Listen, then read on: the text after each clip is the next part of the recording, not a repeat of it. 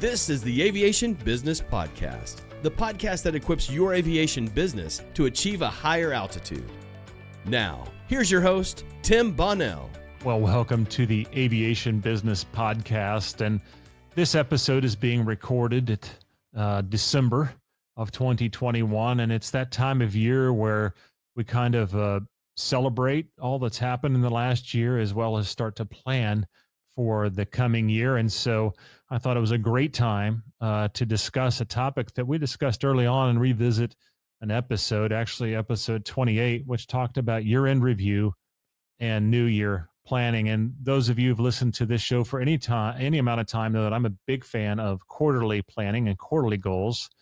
Great book based on this concept, based on a great book called The 12-Week Plan by Brian Moran, but has been used and incorporated in numerous other books and programs. But 12-week plans help you to take longer-term goals and chunk them down into more measurable and attainable goals. Annual goals are hard to attain due to the amount of time that's involved in it, due to the amount of time where you're not able to make adjustments, seeing where you're at. So 12-week goals are always great, but the end of the year is just a great time to take a little bit deeper dive and reflect on some bigger issues. We just recorded a podcast on the gap and the gain, where we want to live in the gain, celebrating what we've done over the past to where we're at today and not getting caught up with where we're not at. So this review process should include that, celebrating, what's been accomplished. So while reviewing, your quarterly plan is important, this deep dive at the end of the year is always helpful. So you can take your overall vision, review your current 1 to 3 year goals, how they've been broken down into the last 12-week plan, what's been accomplished, what's been done, and then set your next 12-week plan. So there's some other questions that are great. And here's just a few examples that, at the end of the year, you can kind of sit down, take a little time away, and just begin to reflect on these particular questions. They're open-ended questions that you ask yourself and just journal out or take some time to process. But, what was the most important thing I or we as a team did this past year or this past quarter? What was the biggest lesson I learned, right? We may have gone through some challenges or we may have had some major wins. What was the biggest lesson I learned this year? What is the one thing I did last year or we did last year that we need to do again, or I need to do again this year?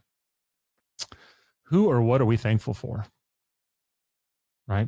Let's not get stuck in the gap. What are we thankful for? And who are we thankful for?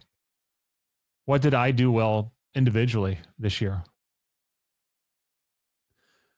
Again, going back to the biggest lesson, what did go well? So often,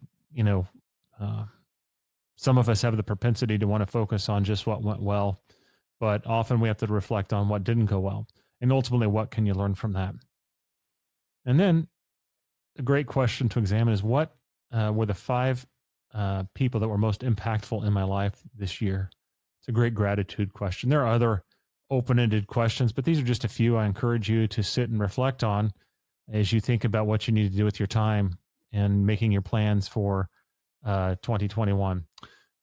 From a personal perspective, it's a great time to review and reflect on your key life focuses, your key priorities, which could include, similar to mine, where you're at in your faith journey, with your family, what's going well with, your relationships, spouse or kids, whatever that might look like, with your physical fitness, with your financial fitness, with your relational or friendship fitness.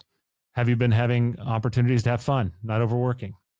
And then what are those things in your field or career where you would really, reflect on and rate yourself and ask these questions? So, your faith, your family, your fitness, your finances, your friends, your funds, and your field or career. It's a great time to just reflect on where you're at versus where you want to be and celebrate, again, where you've come in these areas. This will also help you learn where you need to course correct. Looking at these priorities each quarter allow you to see where you've drifted off course, because it's tough to nail it in each one of these areas. So this is a great time to say, okay, here's where it's gone well, and here's where I just need to make an adjustment going forward. No need to beat ourselves up. It's just an opportunity to course correct and get back on the right track going forward. So in each one of these areas of your life focus, what's going well, same thing. What's not going well? What was the biggest win, right? We want to celebrate the wins, to live in the game. What is the greatest opportunity for growth in this area? And what's the one thing I need to do in this area of focus going forward? Right? What's going well? What's not going well? What's the biggest win in this area? What's the greatest opportunity for growth in this area? What's the one thing I need to do now to focus on going forward into the new year, into the new quarter? Using open-ended questions like this during the time of evaluation, allowing space and quiet to reflect on these things, alongside of reviewing your vision, your short-term goals, your 12-week plan, will help you to make the best plans going into the new year. What's the best 1 to 3 things I need to do in the new year? Where am I most off? Where's my best opportunities for growth? So take your business and your life to a higher altitude by taking this time to reflect, to celebrate, and to plan. Well, here's your aviation fun fact for today. On December 27th of 1951, we saw the first flight of the North American FJ2/-3 Fury.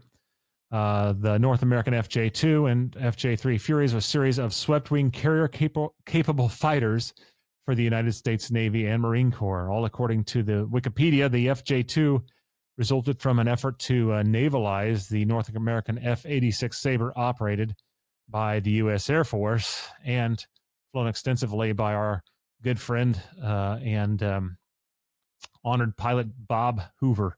These aircraft feature folding wings and a longer nose, landing strut designed to increase angle of attack upon launch and to accommodate a longer oleo to absorb the shock of hard landings on an aircraft carrier deck.